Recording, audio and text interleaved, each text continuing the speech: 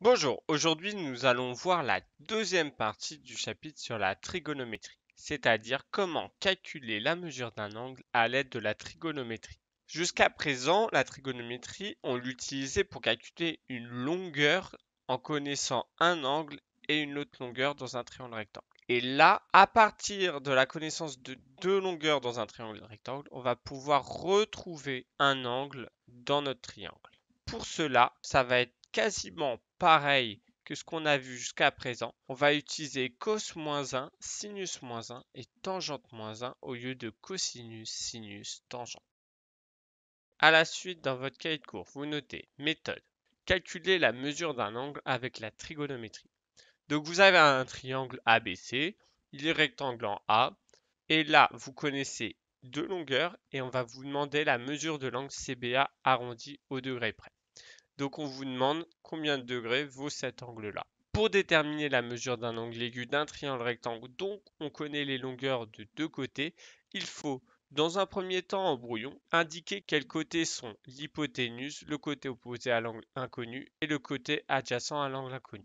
Déjà, l'hypoténuse, c'est simple, c'est le côté qui fait face à l'angle droit. D'accord? On regarde où est l'angle droit et on regarde quel est le côté qui fait face. C'est le plus grand des côtés. Donc mon hypoténuse, c'est CB. Puis on va chercher le côté opposé à l'angle. J'ai fait une erreur là, c'est l'angle inconnu. Pareil, ici on cherche le côté adjacent à l'angle inconnu. Le côté opposé à l'angle inconnu, c'est-à-dire l'angle qu'on va chercher, c'est le côté qui fait face. D'accord? Il est en face. L'angle va regarder le côté opposé. Donc celui-là est égal à AC. Puis le côté adjacent à l'angle inconnu, c'est le dernier côté qu'on n'a pas regardé, c'est-à-dire CAB. Donc c'est le côté qui touche l'angle qu'on va chercher, mais qui n'est pas l'hypoténuse. Maintenant, on se demande ensuite quels sont les deux côtés qu'on connaît. Donc notre énoncé, il nous donne le côté AC. Côté AC, on a dit que c'était le côté opposé. Et il nous donne aussi le côté CB ou BC, c'est pareil, c'est l'hypoténuse. Donc maintenant, toujours le moment compliqué, c'est utiliser ces formules. Donc pour utiliser ces formules, il faut se souvenir de ces formules.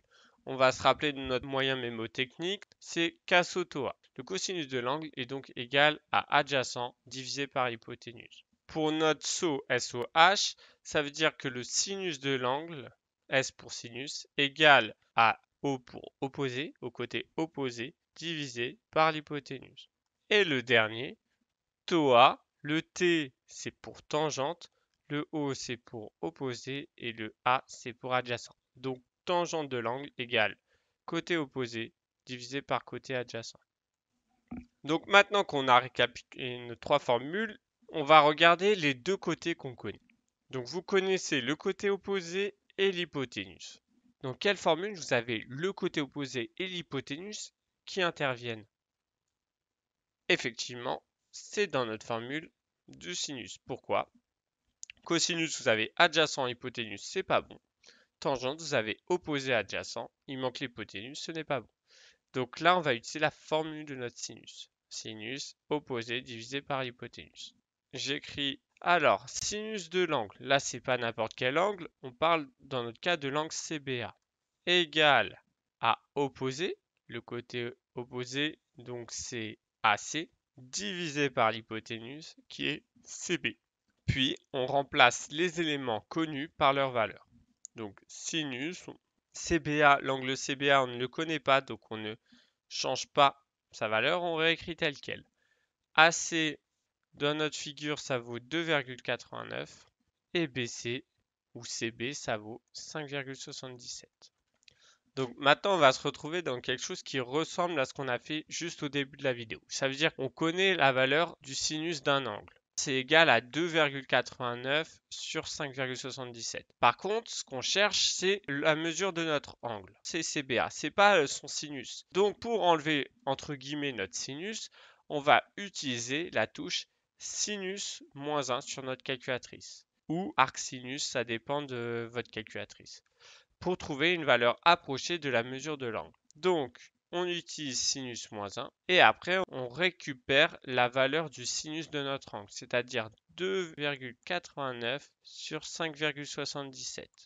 Là, à ce moment-là, soit vous calculez ce que vaut ça, spoiler alert, ça vaut environ 0,5, soit vous décidez de mettre directement dans votre calculatrice sinus moins 1, entre parenthèses, 2,89 divisé par 5,77 et vous fermez la parenthèse comme c'est écrit ici au final. Donc, moi j'ai fait le calcul, cela vous donne alors environ 30 degrés. À ce moment-là, vous faites une phrase réponse. Donc là, ça nous a permis de calculer l'angle CBA. L'angle CBA vaut donc 30 degrés. C'est un outil assez fort, la trigonométrie, pour déterminer des angles. Parce que ça nous permet d'avoir une relation entre les longueurs et les angles. De plus, cela est très important pour la seconde. Quoi qu'il arrive, pour n'importe quelle seconde que vous allez faire de la trigonométrie. Donc, vraiment, c'est un chapitre à prendre au sérieux. Vous copiez le cours là qu'on vient de faire.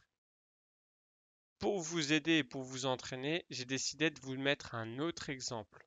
Donc, je vous encourage à mettre en pause cette vidéo pour faire cet exemple-là. Allez, au travail. C'est la même chose que précédemment. Vous me remplissez ça étape par étape. C'est bon? J'attends. Donc, au brouillon. Encore une fois, je vous conseille toujours de noter quelle est l'hypoténuse, quel est le côté opposé à l'angle connu, quel est le côté adjacent à l'angle connu. Bon, là, j'ai refait encore des erreurs. C'est l'angle inconnu. Et là, c'est l'angle inconnu. C'est-à-dire, c'est l'angle qu'on cherche. Donc, l'hypoténuse. L'hypoténuse ici, c'est PQ. Pourquoi? Parce qu'il est opposé à notre angle droit. Il fait face à notre angle droit et c'est le plus grand des côtés, on le voit. Après, le côté opposé à l'angle inconnu. L'angle inconnu, c'est là où on a le point d'interrogation. C'est le côté qui fait face à l'angle inconnu, donc c'est QR. Et maintenant, le côté adjacent, c'est le dernier côté qu'on n'a pas dit, c'est celui-là. Il touche notre angle inconnu. Par contre, ce n'est pas l'hypoténuse. Donc c'est PR. Alors maintenant, on va donner les côtés connus. Donc on connaît PR qui correspond au côté adjacent et on connaît aussi QR, on connaît sa valeur qui vaut 3,3. Et QR, c'est l'opposé. Donc, sur nos trois formules, quelle formule on va utiliser parmi cosinus, sinus ou tangente? Effectivement, on va utiliser tangente. Pourquoi? Parce que les deux côtés qu'on connaît, c'est l'adjacent et l'opposé. Et c'est uniquement dans notre formule de trigonométrie tangente qu'on a ces deux côtés-là qui interviennent. Je vous rappelle que tangente, c'est le côté opposé divisé par l'adjacent. Donc sur votre copie, vous mettez tangente de notre angle QPR ou RPQ, on va reprendre comme l'énoncé, RPQ, c'est égal au côté opposé, c'est-à-dire QR, divisé par le côté adjacent, c'est-à-dire PR. Et maintenant, encore une fois, on change le nom des longueurs par celle qu'on connaît. Donc là, tangente, je ne modifie pas. RPQ, je ne le connais pas, donc je règle tel qu'il est écrit. QR, ça vaut 3,3 et PR, ça vaut 5,5. Donc là, on a la valeur de la tangente de notre angle, c'est 3,3 sur 5,5. Pour obtenir la valeur de notre angle, on va utiliser la touche tangente moins 1. Donc encore une fois, vous appuyez sur seconde et tangente, vous rentrez ça dans des parenthèses, vous faites 3,3 divisé par 5,5. Ça va vous donner environ 30,9637. Sauf qu'il faut regarder ce que nous dit notre énoncé. Notre énoncé nous dit déterminer la mesure de l'angle RPQ au centième. Au centième, ça veut dire qu'à la fin, il faut que vous ayez que deux chiffres après la virgule. Donc, pour cela, vous faites une coupure au niveau des centièmes et vous devez regarder quel est le chiffre juste après. Le chiffre juste après, c'est-à-dire le chiffre des millièmes, c'est 3. 3, comme c'est inférieur à 5, on ne va pas arrondir au-dessus, on va laisser tel quel. Donc, ça nous donne 30,96, qui est plutôt proche de 31 degrés. Donc, en vrai, si vous mettez 31 degrés, je l'accepterai. On n'oublie pas, qu'est-ce qu'on cherchait? On cherchait l'angle RPQ. Phrase réponse, l'angle RPQ mesure 30,96 degrés. Donc, j'espère que vous avez compris cette vidéo. Je vous souhaite une bonne journée. Au revoir.